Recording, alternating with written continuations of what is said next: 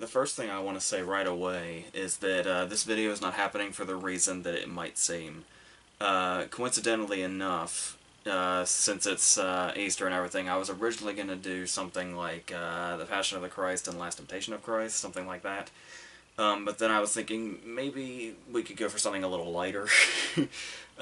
So much lighter, say in the Disney vein, I guess. Because this one had been requested like months ago. And it's one that had just kind of been in the back of my head, and so I came to the conclusion, the whole, Hunchback Cathedral thing, I'll just make it the Easter one. It'll be easy. And then that was decided long before the events of, what was it, Monday happened. So yeah, this is just completely and totally, entirely coincidental, to the point that once that happened, I was actually considering, changing it. I was thinking, like, is it gonna kind of be in poor taste to say, oh, well, might as well talk about that now. But then I started reading about the fact that a lot of people, including like some of the Alamo Draft Houses, I think, are actually screening it as a way of celebrating it, celebrating like its legacy and everything. So if we're going by that, then I guess I'll just go ahead and do this anyway. So yeah. So with that out of the way, it is interesting the way this movie starts. We're going to start with Hunchback, obviously, and then go into Hercules. Because in my opinion, anyway, obviously, I think that one of these movies is much more memorable than the other. I don't know how other people feel about that, or if it's a similar way, but yeah, obviously we're going to start with the Hunchback, and the first thing to notice right away is that there is something, while at the same time it does feel very Disney, obviously, in some cases it feels like they kind of tried to go a bit of like the extra mile with this one in regards to it having more of a kind of epic feel. Despite the fact that it's still only an hour and a half, there's still that whole, like the very, very opening, before anything happens. Usually we see the Disney logo right away. And if there's going to be like a score or a song or something that takes us into the movie, it'll play like right over the logo as it starts. But the way Hunchback starts is we actually have like 15 seconds of just a black screen with like a choir vocalizing and the bells ringing before it happens. Almost like a 15-second overture or something. And then we get the Disney logo and then it goes into it. And I always felt like that was... sort of felt like a kind of setting a different vibe almost immediately just in that 15 seconds before we saw the logo, and then going into it is like, it's insane how tone setting you can be with just 15 seconds before the movie starts. But that's how I felt that worked. And I think another thing about this movie is the fact that when you look at the reputation that it seems like it's been gaining a reputation, because I remember when it came out, I was like 6 or 7. I do remember going to the theater to see it also, and I remembered it vividly, but then it just kind of went, and then the next Disney movie came along, and so on, which would have been Hercules. And it was only, I think the thing about that is the fact that obviously the people who saw it when they were like 6 or 7 are now my age. So they're obviously going to start noticing the stuff that clearly went over our heads when we were 6 or 7, mostly the stuff involving Frollo. And I think that's how this movie sort of seemed to... If I have this right, the reputation could have always been there, but I feel like the reputation has just kind of been growing. Like the movie's suddenly, being put up there with, like, the best of the Renaissance era, when it just kind of seemed like another one at the time. But it's like really gaining a hugely much more positive reputation, I feel like, as it goes on. So, and I kind of, I would say credit that to us aging with it, and more people realizing just what all is underneath it. Because obviously there is, you could say there's a much more mature quality to this one, especially some of the subject matter. Not all the time, but it's definitely in there, especially when you look at the source material starting with Victor Hugo, and we've had a whole bunch of adaptations of his novel, and I have seen, including this one, 4 of them. There's more for sure. There's like a billion, but the ones I've seen are the silent 1923 one with Lon Chaney, and then the 1939 one with Charles Lawton, and then there was a made-for-TV one in the 80s with Anthony Hopkins, and then this one. And you'll notice that each one of these things, or maybe if you aren't aware of this, each one of these interpretations has a different ending and kind of a different way to tell the story in general. But so, I mean, I guess you could say spoiler if you were gonna seek out the source material and haven't, or you don't know this already. But to give you an idea of how probably odd it seemed that Disney was going to take this on, despite the fact that, we've had, stuff with, dreary source material like Snow White be made into what it was. This in particular seemed like an odd choice for Disney because you had the novel ending with Esmeralda being hanged and then Quasimodo going to the cemetery and laying with her corpse until he starved to death. I believe the Lon Chaney version ended with him being stabbed to death. The Charles Lawton version, he didn't die, I don't think, but he was, basically abandoned by Esmeralda, basically. Like, the last scene is just him talking to a gargoyle out of loneliness. And then the Anthony Hopkins one, which was the first one I saw after this, and before I saw that Anthony Hopkins one, just on TV one day, just on a whim, this was the only version I was aware of. I wasn't aware of a source material or what the story actually was or anything like that, or originally was or anything like that. And the very last scene of that movie is Quasimodo plunging to his death, which was very surprising to the very young me that saw that, maybe not too long after this one. And then that's when I learned that was probably one of the least dark of the endings that the story had prior to that. So when Disney decided to tackle this one, it seemed kind of like, how are they going to do that? I mean, obviously they've really gone the distance with stuff. Like we talked about The Lion King a few months ago and some of the really dark places it goes. And this was only a couple of years later. So we know that they're willing to go certain lengths, but at the same time, there's still we talked about this when we talked about The Lion King also. Weirdly enough, the G rating that's attached to this, which is so weird in this era now where hardly anything is rated G, just merely existing and being animated, you'll be PG just for the sake of it, I guess. But this was back when you could still get away with the stuff this movie does, and still stick with that G that we don't really see much anymore outside of documentaries. But yeah, I do want to go more into why I do think it's the idea actually sets itself up for something that's suitable for children. But before that, we might as well talk about, some of the more drastic stuff, like the Frollo storyline, for instance, who is brilliantly voiced by Tony Jay. And the thing about this is that it's the fact that Disney was able to make it a Disney movie, but still was able to stick with, some of the darkness that comes from the source material, it is in there, miraculously enough. So they were able to do the whole thing where and I like the fact that they don't even really, you can't even really say they dance around it. It's pretty straightforward about the fact that we got the whole Hellfire number, the big scene in the movie. And it's him basically coming to terms with the fact that he is sexually lusting for Esmeralda when he knows that he shouldn't be because of religion and all that. And the fact that, interestingly enough, religion makes him the most dangerous character in the movie because all of the evil shit that he does, he's under the impression that he's doing basically because it's what God would approve of. It's what God would demand of these particular situations. And using that in all the wrong ways, where religion is, for most people, at least the sane people, more like having a sense of optimism and hope, and he uses it for evil under the impression that he's doing the right thing. So you would get to this point where, and we know early on in the movie, we can sense that he has these feelings for Esmeralda when he sees her during the festival, and one of his responses is, look at that disgusting display. And it's like you can just in that one line, you can tell how repressed he is.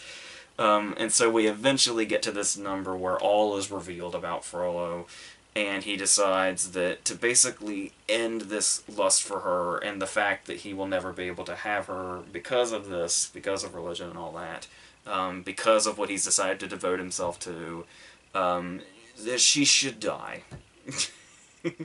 And it's that simple. But we've got, like, you know, the red hooded figures and all that, and the hellish imagery and all that. And it's, and yeah, and it actually goes there without really kind of tiptoeing around it. Like, it could have just sort of suggested stuff like this, but it goes, like, right for it with all that imagery and everything, which is really impressive, actually. And you'll notice that there is, like, a sort of balance that they have to do here. Because if there's one thing that, like, a lot of people agree on about this movie, and that is the fact that they think the gargoyles are out of place. Like, really, really, really out of place. Sort of like what we talked about with Timon and Pumbaa and The Lion King, where you've got all the drama and all the really heavy subject matter and all that, and then you've got the moments where it has to be a Disney movie, basically. It has to have those characters. And I can get that, you know, from the standpoint of, you know, that's just kind of their storytelling way, and that's, you know, to make it, you know, age appropriate in all places. But the thing about that also is that I don't think it's, like, all bad that they're here, just like I defended Timon and Pumbaa, because, like I said, where would Simba have ended up without them? So when you look at it from this perspective, and you sort of get, like that vibe I was talking about at the end of the Charles Lawton version, where once he's abandoned by pretty much everybody, he's just left to talk to the gargoyles. So, and that's basically what keeps his loneliness at bay, and this movie kind of does that in a much more light way, as opposed to, this is the worst outcome possible way. But of course, you know, they actually talk, and they're very Disney-fied. So there's that. And they get songs and everything. They get one particular song that is after Hellfire, so that makes it seem like the tones are a bit off. Or like, if you want to be all light and happy in the first half, and then you bring in the second half with Hellfire, and then everything is dark from then on, that would probably make more sense, but the order is a little bit in disarray. So, but I mean, you do have moments like they do acknowledge the darkness. Like, there's the point in time when they're doing their song, and he's playing with the model of the people hanging. So, you know, there are those moments there, but for the most part, that song in particular, though, does have something sort of nice about it, because what the movie does also, something else the movie doesn't really shy away from is, I mean, clearly they didn't, like, make Quasimodo, like, extremely grotesque or anything like that, like something that would make children turn away or anything like that. But the fact that it still sticks with the fact that he does look the way that he does, and there's never really a point where the movie shies away from that.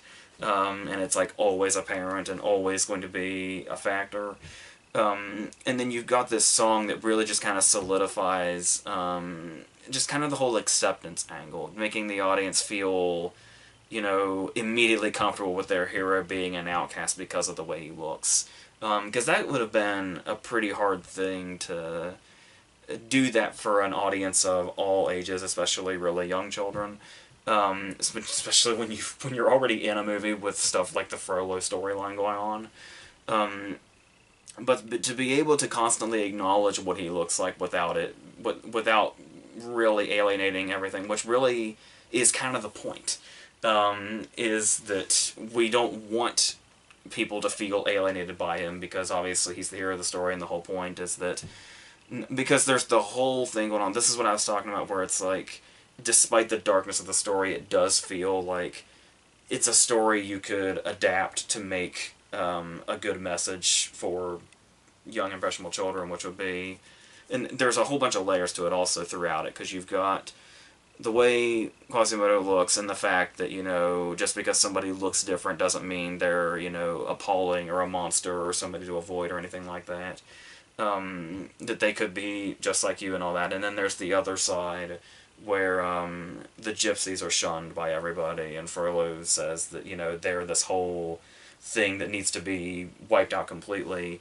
And Phoebus is involved in this, and then Phoebus goes down when he's supposed to be the one doing this, and he sees Esmeralda, and he falls for Esmeralda, and then suddenly, like, every gypsy is Esmeralda to him, and he sees that this is a whole different thing. He just had to see one person one way, and then he could see that this whole group was not just one thing by itself that should be shunned forever.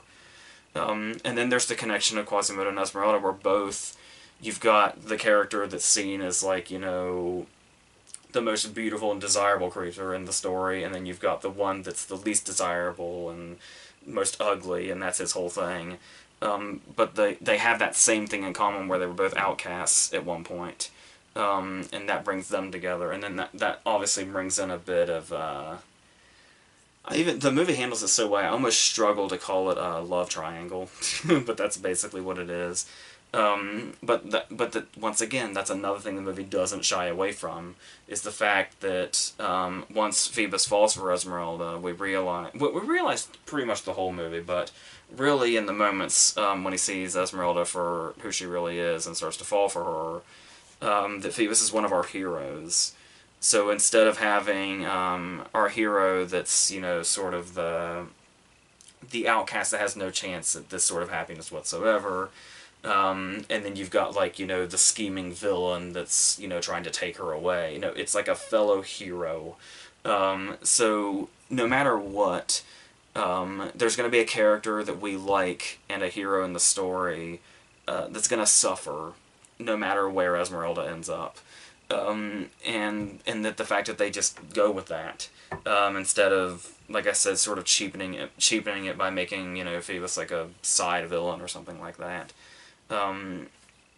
Or doing something, you know, like making her end up with Quasimodo. It finds that perfect area to end this on, where it's not, it reaches the conclusion that it probably should, but it's also not depressing in the way like the Charles Lawton movie was when we came to this conclusion. So, I really like the way they handled all that, and his and Esmeralda's interactions also are really nice.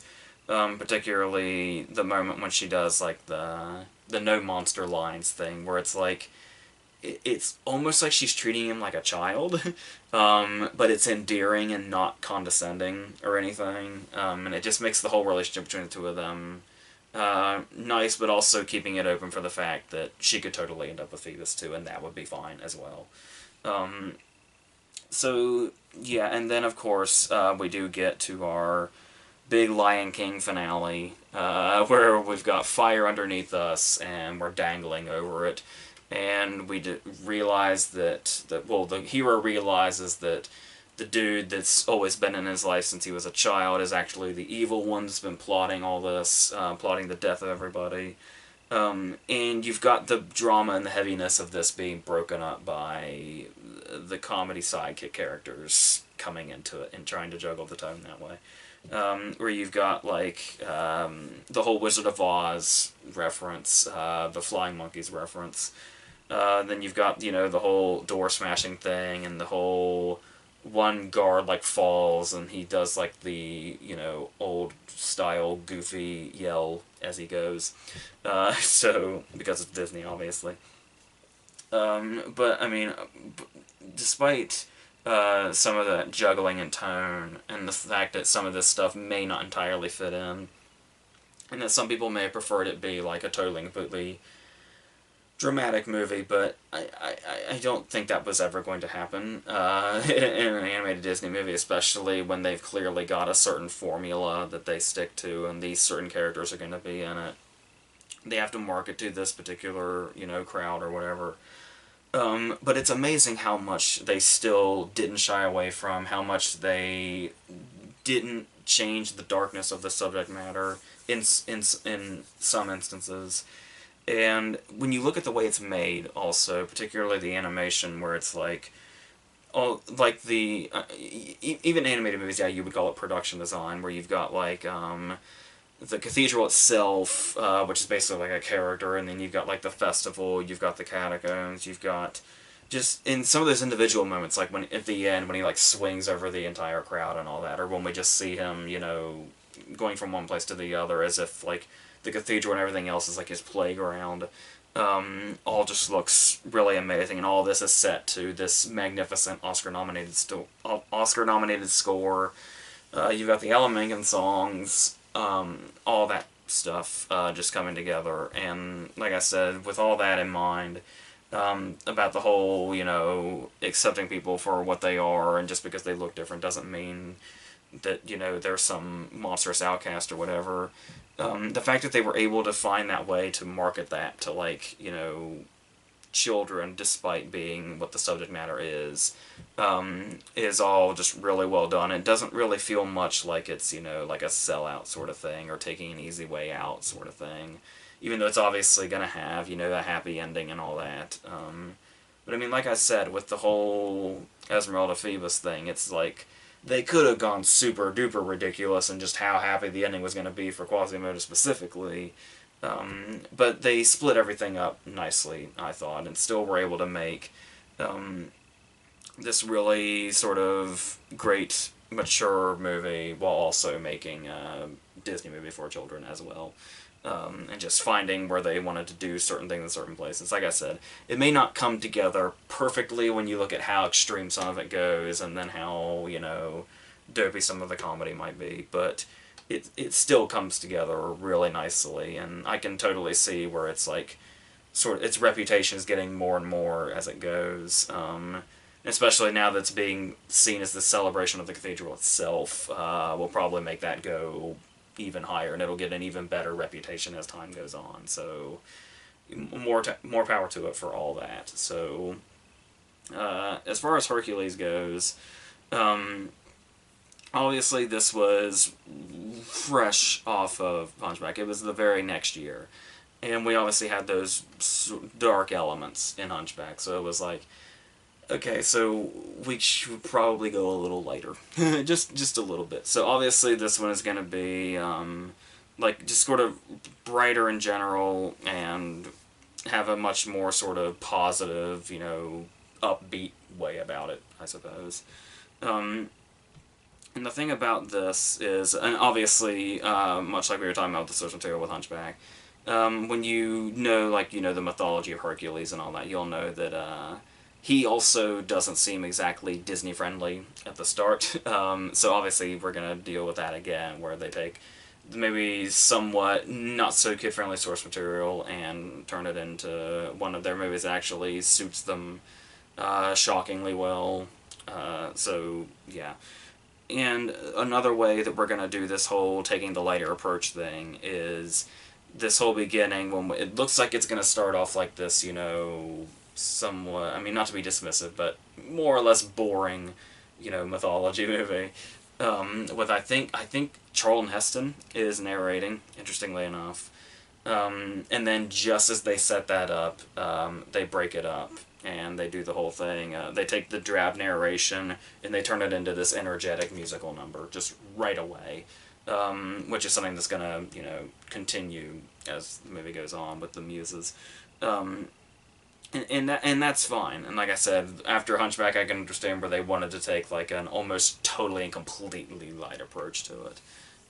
So this is also our reveal of Mount Olympus, which is incredible looking, whether it be that, really great shot we get at the very start, or when we see day turn to night. All that stuff looks really fantastic. And we also start with, very early on, like one of the first things started with Hunchback was Frollo, so as far as Disney villains go, once again, very, very recognizable one here with Hades, who's voiced by James Woods. I love James Woods so much, and this part just seems like it was tailor-made for him. So it was really surprising for me to learn that they went through, like, 20 different ideas of actors before they actually landed on him.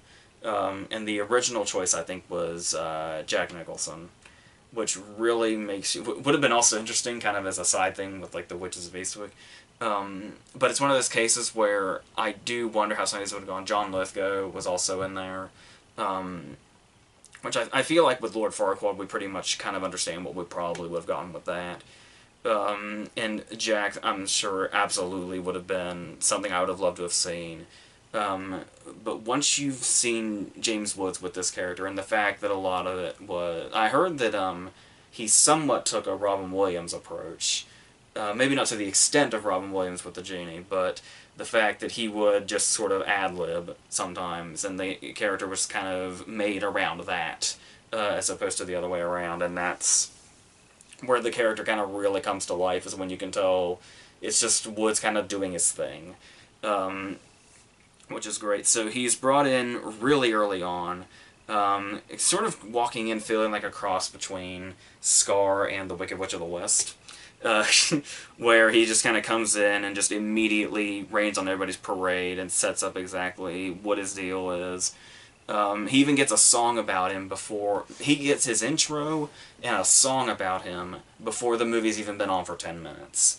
And it's like the movie knows that this is the best character in the movie, so it's going to get him in there as soon as they can and really set him up. Oh god, the movie really could use more of him. And then, yeah, as it goes on, though, we talk about the animation, which was, Gerald Scarfe was involved in, who was the guy that, you know, the Pink Floyd's, like, The Wall, all that kind of animation, was a huge, consultant in this, and I think it was something like 700 character designs or something he came up with, which is incredible, and I was talking about how you can tell that the animation here is a lot brighter, but there's also just the way it's done in general and the way the characters look. Like, you hear the expression of, like, you know, somebody being, you know, cut like a Greek god or something. And with that in mind, you can tell, like, just sort of the shape of the characters feels different, and they feel like they're sort of almost, I don't know if chiseled is the right word, but there's a certain look about them that feels much more, like, sharp than the characters you typically see in a Disney movie. And then, like I said, there's the brightness of it, seems brighter than usual, and like the mixture of colors just really stands out. And sort of it's like one of the very few things that differentiates it from a typical animated Disney movie. And so, going into this, we do have young Hercules' story, where he's born, and then we have Bobcat Goldthwait and Matt Frewer come in, who are basically told to make him mortal, and then you'll notice how much of a similarity the movie has to Superman, where he starts off at his home with his powers, and then he is put down on Earth, and he's adopted by another couple, and then his powers make him an outcast. He's called, like, Hercules and, what was it, Destructo Boy, stuff like that. And basically has to, as we were talking about, grow up as an outcast. And obviously not near as much in the way that Quasimodo did, or, like, you know, the Gypsies or Cena or whatever, but, still, they do make him a nice enough character, especially when he's older, with Tay Donovan, who's a really likable actor who is doing the voice work for him. Though he may not be as, you know, engaging as other Disney heroes, there's something likable about him enough that keeps the movie going. Like I said, there's probably people that like Hercules a lot more than I do, and it's not that I dislike Hercules, it's just that it never really leaves much of an impression on me. Like, with the exception of Hades, I almost forget just about everything about it before I see it again. But you know, it does have, you know, a memorable voice cast, where we've got, you know, Danny DeVito training him. I mentioned Bobcat Goldthwait and Matt Frewer. Bobcat Goldthwait, whose role was actually written for him, so it's basically like... I think he even described it as he was basically playing himself when he voiced that character. And then we've got Rip Torn and Oscar-nominated Samantha Eggar for a great movie called The Collector from 1965, voicing his parents, with Rip Torn as Zeus, which is kind of perfect voice-wise. And you do have, you know, the more recognizable faces, or voices, like Jim Cummings in here, but who I do think is sort of wasted here. And I think in Hunchback you can say the same thing also, where I feel like they kind of wasted him a little bit because Jim Cummings voices, I think, 3 characters in Hercules, and every single one of them just sounds like when he did Razzle and Aladdin. Like the same thing for his characters in Hunchback, and there's even the guy that does the voice of Patrick on SpongeBob is also the voice of the lieutenant guard in Hunchback, and you can tell he's doing his Patrick voice 2 years before SpongeBob premiered, or 3 years before SpongeBob premiered, and it's weird, and it's like these guys are a lot capable of a lot more than just this, so it kind of felt a bit redundant, just kind of having them do like the same voice, or having Cummings specifically do basically the same voice throughout. So there was that, and then there is Susan Egan, who is Meg, who is, I think, best known apart from this for being the original Belle for the Broadway musical of Beauty and the Beast. And there is something here about the interactions between Hercules and Meg. To my understanding, the idea was to make Meg like an actress from like a 1940s screwball comedy, like Katharine Hepburn and Bringing Up Baby, that sort of era, or Rosalind Russell and His Girl Friday, something like that.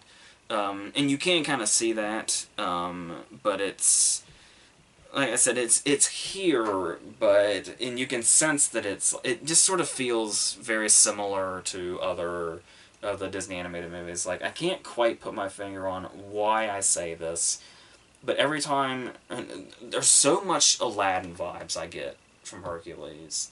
Whether it be, I say that James Woods sort of reminded me of Robin Williams and how they say that he ad-libbed, but with Phil, the Danny DeVito character, we do get a bit more genie, like particularly in the scene when he uses Pegasus as a police helicopter. Feels very much like the genie, and then when Hercules and Meg interact, I can't pinpoint an exact reason for this, but it just feels so much like the interactions between Aladdin and Jasmine to me, and I can't exactly think of why, but it just does. So yeah, a lot of Hercules for me just sort of feels like a little too similar in ways too abstract for me to really say specifically of other animated Disney movies. But for some reason, it's Aladdin a lot of the time. Um, Maybe that's just a problem with me and not with the movie. I don't know, but it does still have like a really nice sense of humor. It does do the thing where it balances. There's some stuff for adults, but then there's also the slapstick stuff and the more kid oriented humor and all that. There's the stuff like the dude that there's like multiple jokes in this one dude. This dude that pops out and opens his jacket, and that we see him from behind the first time gives us the impression that he's a flasher. But then we realize when we get a front shot of him that the new joke now is that he's one of those guys that's like on the side of the road selling stolen watches, but in this case it's sundials. So it's like the fact that there's like 2 or 3 jokes in that one guy is pretty impressive. This guy that we see once and then never again. And then there's the whole seemingly running joke where nobody in this universe like knows numbers. Like there's the whole thing where they say, "Oh, we only need 5 people because we like it even numbered." And when they're already gone before Hercules can correct them. And then there are 2 times where Phil says something like, "I've got 2 words for you. I am retired." Or when he says, in his song, when he says, "My answer is 2 words, okay." That whole thing. But then there's the other number-related joke, where the kids, obviously it's them masquerading as kids, but they say that they need help and to call IXII, which is pretty funny. So, for some reason, this movie's all about numbers humor, so, okay. So, yeah, but apart from that, that sense of humor it has about itself and some of those clever jokes and just the existence of Hades in general, there's not really much that's ever really engaged me here. Even though the animation is spectacular, particularly Mount Olympus, and the character designs and all that, especially when just how much work went into them and how many there are. But and there's some of the songs are fine. Go the Distance was nominated for an Oscar, but This came out in 1997, so you know what it lost to. But Celine Dion was not going to have any of this. So that's yeah, that's really all that makes it stand out to me. Mostly is the animation itself and the character of Hades. But apart from that, to me it just feels too similar to other animated Disney movies and doesn't really do much else to stand out. And the storylines are just kind of pretty basic, especially the whole thing with Meg actually works for Hades, but then she actually falls for Hercules, and then Phil has to try to convince him that she works for him, but he doesn't believe it. Then it's revealed, all that whole thing. And it's there's plot points you just kind of have to wait to roll around because you already know where they're going, and it's yeah. And then like I said, it's basically Superman to start off with, like almost exactly. So it just doesn't feel like it feels like in the animation department there was a lot of creativity, but as far as the story goes, not so much. So that's pretty much how I stand with this. So I think it's clear which of these I significantly prefer, especially since it's gaining reputation even more so as the days go on. And Hercules I occasionally hear about, but I've never really met anybody that's particularly passionate about it, and I can see why. So. Yeah, so I think that's going to do it for this one.